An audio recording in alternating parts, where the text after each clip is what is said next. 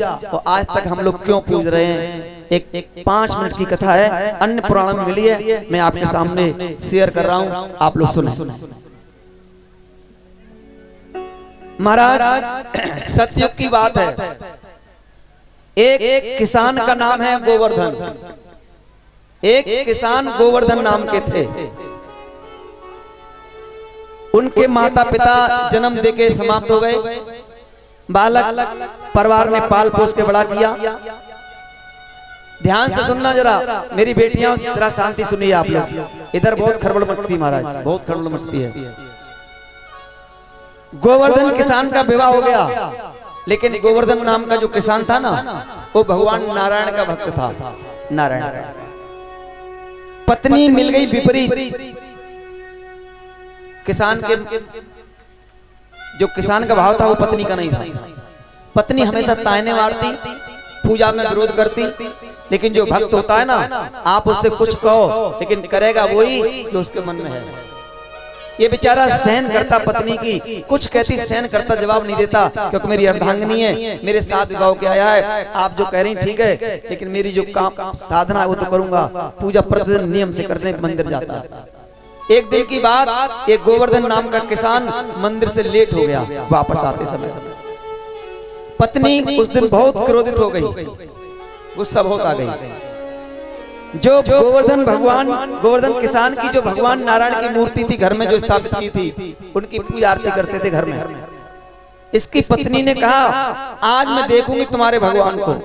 मैं रोज कुछ ना कुछ कहती, मेरी बात नहीं सुनी जाती। पूजा मंदिर यही सब कुछ करेंगे। ऐसा कुछ बोला और इतना बोला कि महाराज इसके जो भगवान की मूर्ति थी, इनकी धर्म पत्नी ने उठा के फेंक दी घर से। गोवर्धन किसान ने कहा, वाह देवी, आपने आज तक जो कुछ मुझसे कहा ना, मैंने स्वीकार किया। मैं जीवन साथी के रूप में स्वीकार कर रहा हूं, लेकिन आज आपने मेरे भगवान को ही घर से निकाल के रख दिया, मेरे परमात्मा का अपमान कर दिया। देवी, अब ये शरीर इस घर में कभी प्रवेश नहीं करेगा। ये शरीर आपसे कभी मिलन नहीं करेगा। तो अपने भगवान की मूर्ति उठाई, सीने से लगाई, और भक्त गोवर्धन किसान महाराज कंदरा में चला।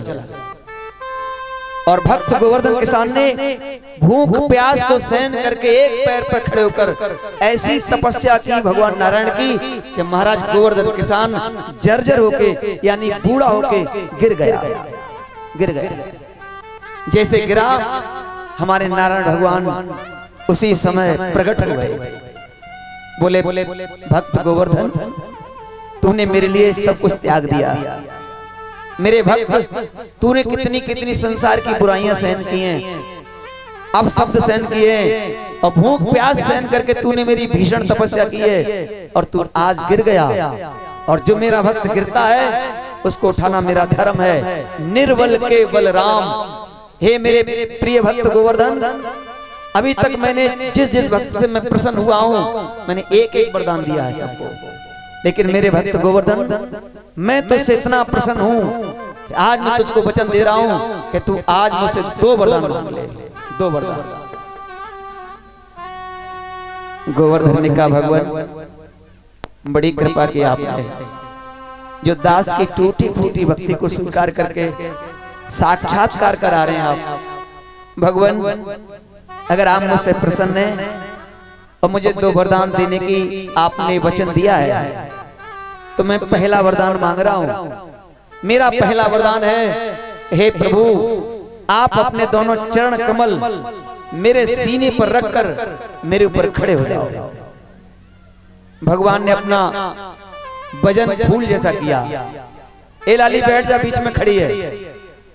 फूल जैसा वजन किया और अपने भक्त किसान गोवर्धन के सीने पे पैर रखकर हमारे ठाकुर जी खड़े हो गए।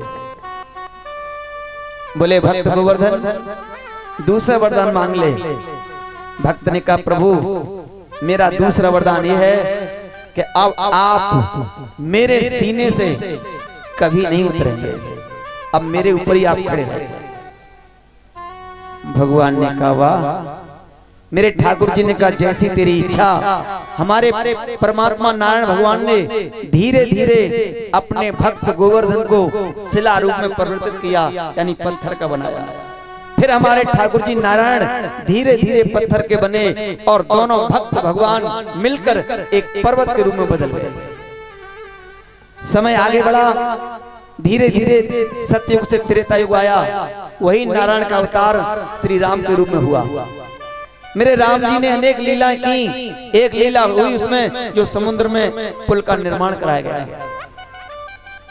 सभी बंदर भालू बड़े बड़े छोटे छोटे पर्वत ला रहे हैं। हमारे हनुमान जी महाराज बड़ी बड़ी शिला ला रहे थे।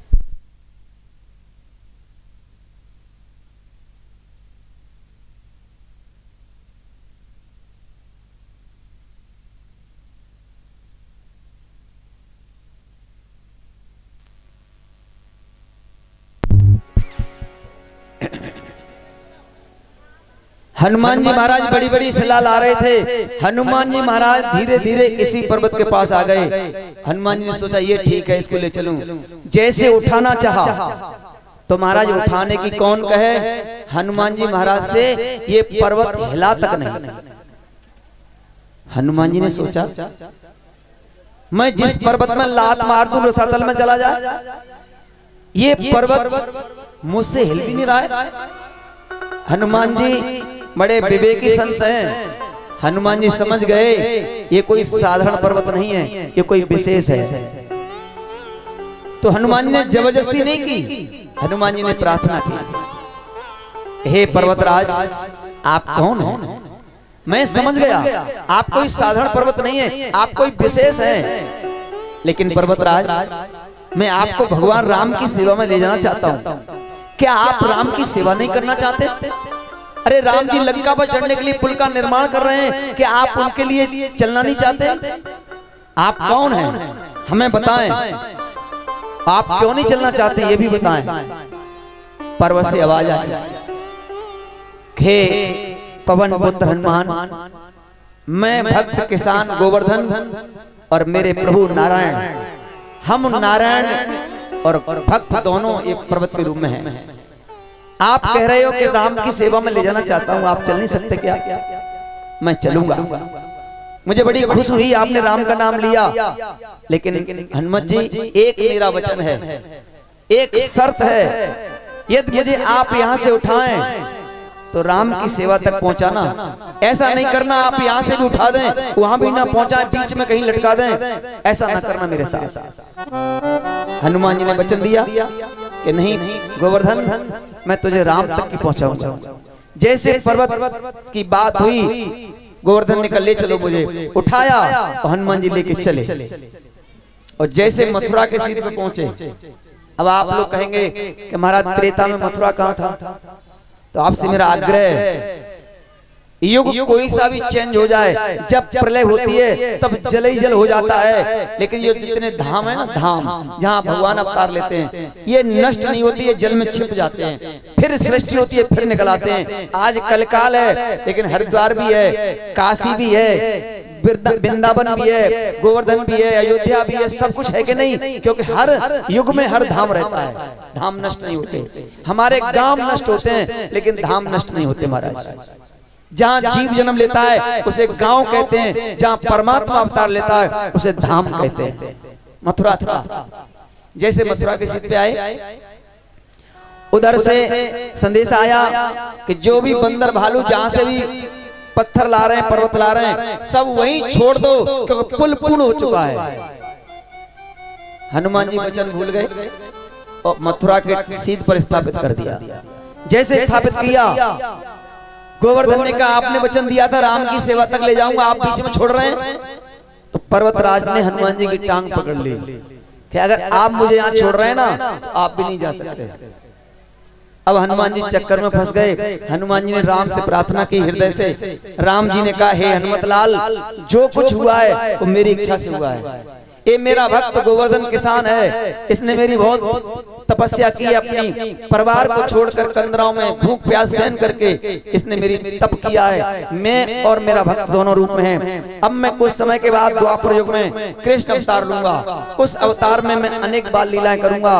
उसी में 7वें वर्ष में जब मैं गिरवरधार की लीला करूंगा, उस समय अपने गिरवर गोवर्धन को अपने ऊपर धारण करके मैं पूजूंगा, मेरे सखा ब्रजवासी पूजेंगे। जब तक मेरी सृष्टि रहेगी, जो जो मेरे भक्त गोवर्धन की पूजा करेगा, परिक्रमा करेगा, उसको गोवर्धन देंगे सो देंगे, उसको मैं सदा प्रसन्न रखूंगा। ये मेरा वचन है, मेरे भक्त से कह दो।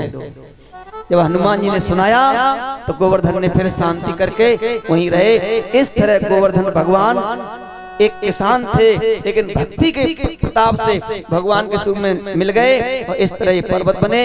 ये कथा मैंने आप भक्तों को नारद पुराण से सुनाई है महाराज। ये कथा नारद पुराण में आती है, भागवत जी में समावेश किया है। आज हमारे भगवान इन्हीं गोवर्धन भगवान का पूजन करने के लिए तैयार हैं। हम लोग भी तैयार हो जाएं और पूजन के लिए तैयारी करें। बाबा ने कहा कि नहीं, इंद्र की पूजा होगी। भगवान बोले नहीं, गोवर्धन की पूजा होगी। अब समझ के सुनना, इंद्र की पूजा कौन कौन करेगा? हाथ उठा के बताओ।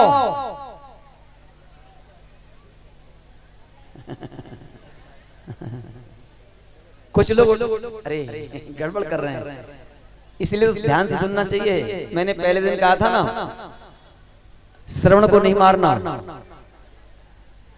इंद्र की पूजा कौन कौन करेगा? हाथ उठाओ। 2-4 मैया उठा रही हैं भाई। देखो विपक्ष तो होता ही है, कोई नहीं उठा है, ऐसी बात नहीं है। थोड़े ही हाथ उठे भाई, वोट तो पड़ेंगे, चाहे भले निर्दलीय हो चाहे कोई हो, 2-4 तो पड़े ही जाते, धोखे भले पड़ते हैं, सिद्धांत है। ऐसा नहीं कि कोई बिल्कुल ही नहीं पड़े। अब आपसे निवेदन है, अभी नंद बाबा के वोट पड़े थे, अब हमारे कन्हैया की बारी है। गोवर्धन भगवान की पूजा कौन कौन करेगा? हाथ उठा के बताओ। अच्छा, ये पीछे वाली मैया नहीं करेंगी? अच्छा ठीक है। अरे ने उठाए रखो, ऐसे थोड़ी है, किराए के हाथ है का? उठाओ थोड़े नीचे ऊंचे ऊंचे। जय हो, सब करेंगे। बोलो गोवर्धन भगवान की। जो सास थी ना, सास बहू से बोली तुम नहीं जाओगी, कोई नहीं जाएगी बहू। बहू बोली मैया कुछ हो जाए। अब बहुएं गा रही हैं कि मैं तो पहुंच जाऊं मेरे वीर, नाय माने मेरो मनुआ। मैं तो गोवर्धन को जाऊं मेरे वीर, नाय माने मेरो मनुआ। हाँ, नाय माने मेरो मनुआ। आहा, नाय माने मेरो मनुआ। नाय माने मेरो मनुआ, नाय माने मेरो मनुआ। मैं तो गोवर्धन को जाऊं मेरे वीर, नाय माने मेरो मनुआ। मैं तो गोवर्धन को जाऊं मेरे वीर, नाय माने मेरो मनुआ। 1 मिनट, ओमकार भैया कहाँ गए? ये मंडली वाले कहाँ गए सब? ऐसे जाएंगे गोवर्धन, ऐसे जाएंगे गोवर्धन। अरे नाच कूद के चलते हैं। 1 2 3 4।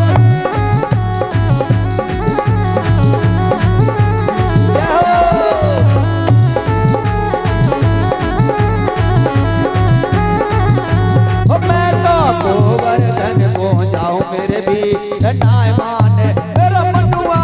मैं तो गोवर्धन को जाऊं मेरे वीर, नाय माने मेरो मनुआ।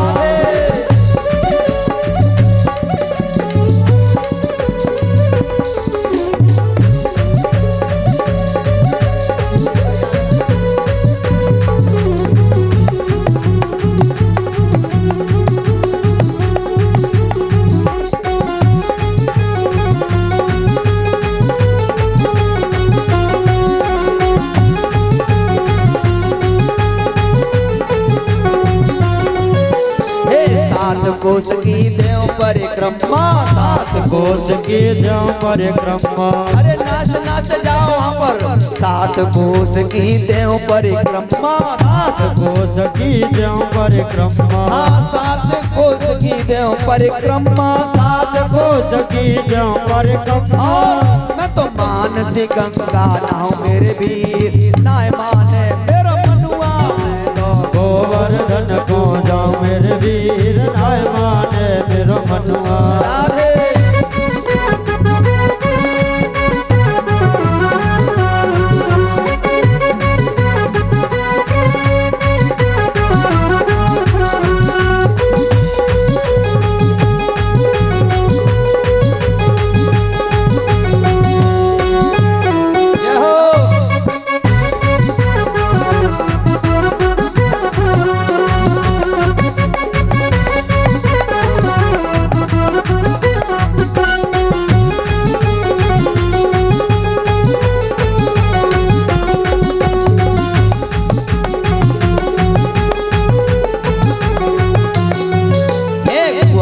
जावे सखियों जावे, ग्वालो जावे सखियों जावे, ग्वालो जावे सखियों जावे, ग्वालो जावे सखियों जावे, ग्वालो जावे सखियों जावे, ग्वालो जावे सखियों जावे। और मैं कैसे रह जाऊं मेरे वीर नाय माने मेरा मनुआ, मैं तो गोवर्धन को जाऊं मेरे वीर नाय माने मेरो मनुआ। राधे